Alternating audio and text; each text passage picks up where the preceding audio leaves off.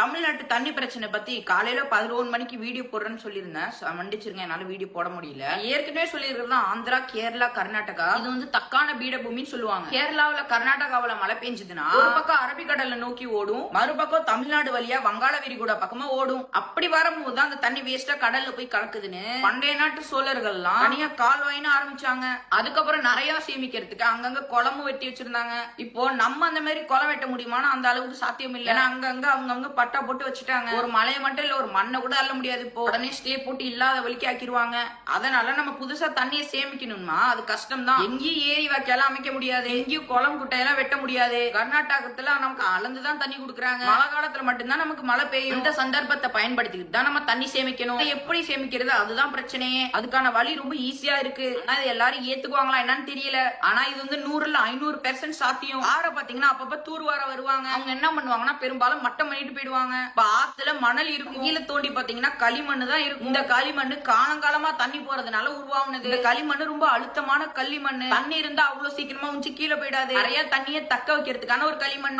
ஸ்டார்டிங்ல அகலம் எவ்வளவுன்னு கேட்டீங்கன்னா 300 மீட்டருக்கு மேல இருக்கும். போக போக போக கொஞ்சம் கொஞ்சமா குறைஞ்சிட்டு வரும். தமிழ்நாட்டுக்குள்ளே காவேரி ஆறு கிட்டத்தட்ட 450 கிலோமீட்டருக்கு மேல ஓடுது. இந்த சந்தர்ப்பத்தை தான் நம்ம தெளிவா பயன்படுத்த போறோம். இந்த ஒரு காவேரி ஆறை மட்டும் நம்ம முறையா யூஸ் பண்ணணும்னா கிட்டத்தட்ட 132 மேட்டூரான தண்ணியை நம்ம சேமிக்கலாம்.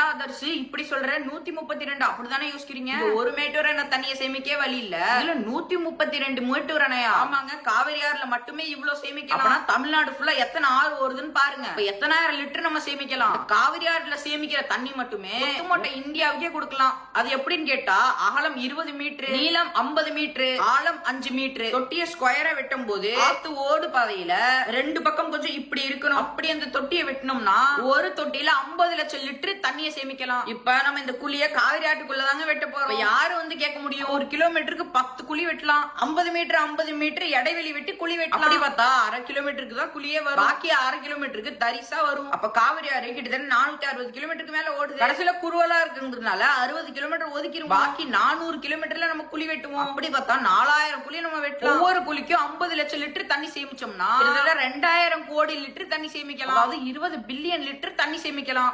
இன்னும் சொல்ல போனா 132 மேட்டூர் அணை இந்த காவிரி ஆத்துக்குள்ளே வச்சிருக்கலாம். இந்த காவிரி ஆறு மூலமா விளையிற நிலங்கள் எவ்வளவுன்னு கேட்டீங்கன்னா 17 லட்சம் ஏக்கர் இருக்கு. இந்த 17 லட்சம் ஏக்கரை ஒரு போக நடணும்னா கிட்டத்தட்ட 250 டிஎம்சி தண்ணி தேவை. மேட்டூர் அணையோட டிஎம்சி எவ்வளவு? 93க்கு மேல. அப்ப 3 மேட்டூர் அணை தேவைப்படும் ஒரு போகத்துக்கு. அப்ப நம்ம 3 போக நடணும்னா 9 மேட்டூர் அணை தண்ணி தேவை. 3 போக நட்டது போக 120 மேட்டூர் அணை தண்ணி அங்க இருக்கும்.